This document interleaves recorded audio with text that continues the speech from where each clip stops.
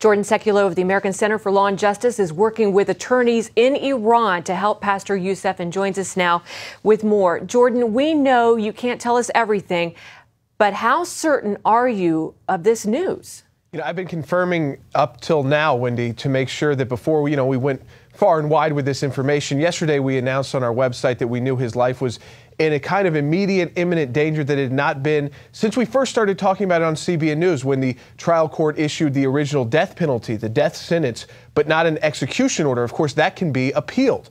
And this time, we look at what's happened here. We look at the delays, we look at the timeline, and we got numerous confirmations from different people on the ground in Iran, those close to the case in Iran, and of course, those working on it around the world who said, we think this is the time not to just say that his life is in danger, but we do believe, and we have heard reports from around the world and from our own contacts in Iran that an execution order has actually been issued with death by hanging for Pastor Youcef Nadarkhani. Now, do you know if Pastor Youcef is still alive right now? We can't confirm that as of right now. We could on Friday. His attorney has a tough time, who we work with, his attorney, Mahmoud Dadka, he has a tough time getting to him. He has to get a court order to get to him. Some of his friends can, but as of today and this afternoon, and so the evening in Iran, we have not been able to confirm yet that he's alive since Friday. And usually that has not been easy over hard over the past few months because, the court has really stalled, but now things have changed rapidly overnight. Well, with so much public outrage, why would Iran take this action now? I mean, this is seriously bad PR for them, isn't it?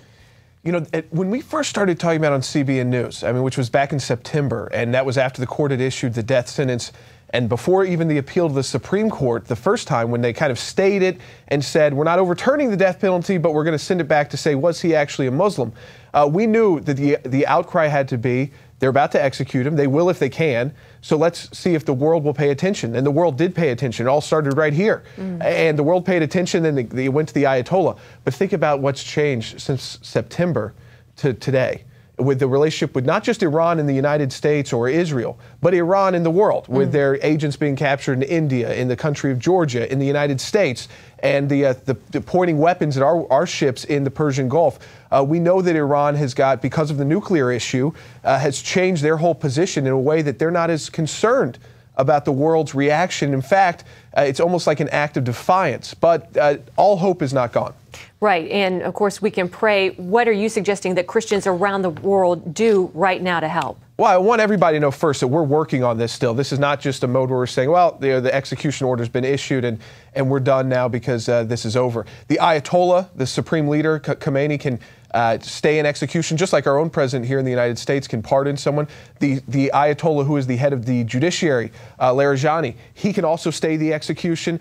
There's not a full appellate route, it doesn't look like, but there are people, if the world speaks up, who can make a difference. And so what I'm asking every Christian to do is to spread the word. And if they see this story, get it to their friends and family. That's going to be key. Yeah, we'll definitely get it on Facebook tonight and everybody repost it. And as long as he's still alive, Jordan, there is hope. We know that all things are possible with God, so we do pray for him right now. Jordan Sekulow, we appreciate you. Thanks for what you're doing, and thanks for being with us today. Thanks, Wendy.